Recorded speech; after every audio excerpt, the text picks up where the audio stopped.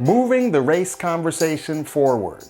You've probably noticed that when our news media talks about race, when they talk about racism, when they talk about racial justice issues, they quite often talk about it all wrong. But have you ever tried to quantify exactly how and why the media gets it wrong about race and what we can do to fix it? Well, there's a new paper published by Race Forward entitled Moving the Race Conversation Forward that sets out to do just that by compiling nearly 1,200 articles from major newspapers and cable news outlets and systematically breaking down the most common mistakes we fall into when we talk about race. And in their research, Race Forward identified 7 harmful practices, the 7 most common bad habits in media coverage of race, as well as recommended strategies to get us back on track. And I recommend reading all 7 for yourself, but right now I want to focus on just one of the biggest traps that racial justice conversations fall into, which is our tendency to focus too much on individuals instead of systems. Because when we talk about race, when we talk about racism, when we talk about racial justice, it's important to remember that there are levels to this thing. There are at least 4 different levels of racism that each need to be considered. The first level is internalized racism, which is all the prejudice, bias, and blind spots you might have within yourself as an individual. The next level after that is interpersonal racism, which is what happens when we act out that internalized racism on each other. Those 2 levels, the internalized and the interpersonal, are the 2 individual levels of racism. And those are the simplest ones to focus on, the easiest to recognize in our day-to-day lives, the ones we spend most of our time talking about, but I'm here to tell you,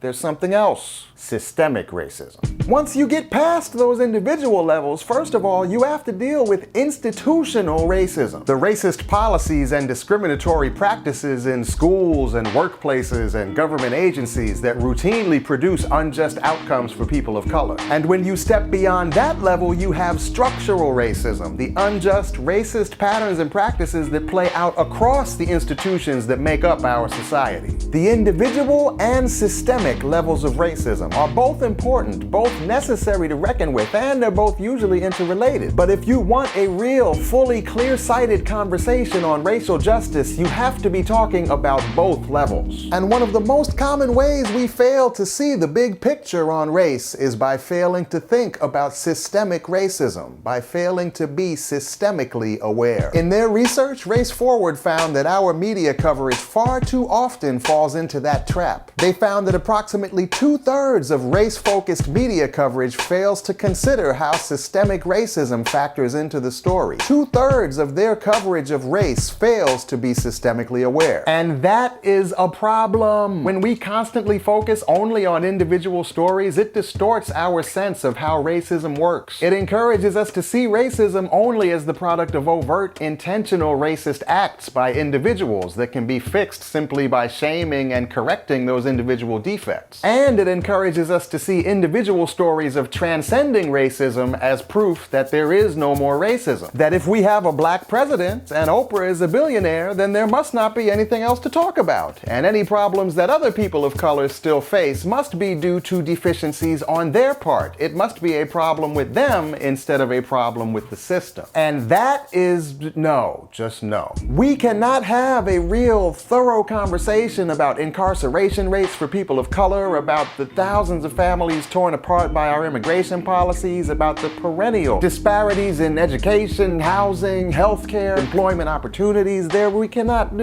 We cannot have real talk about any of the biggest issues that affect us all as individuals if we are not also thinking about the systems involved. We cannot have a discourse that brings us closer to racial justice without being systemically aware. So next time you listen to the news or read the news or watch the news or surf the news, you should take a minute to ask yourself, is this coverage systemically aware? And read Race Forward's new research paper entitled Moving Our Race Conversation Forward for more on these issues and for intervention strategies to help us have some real talk about racial justice.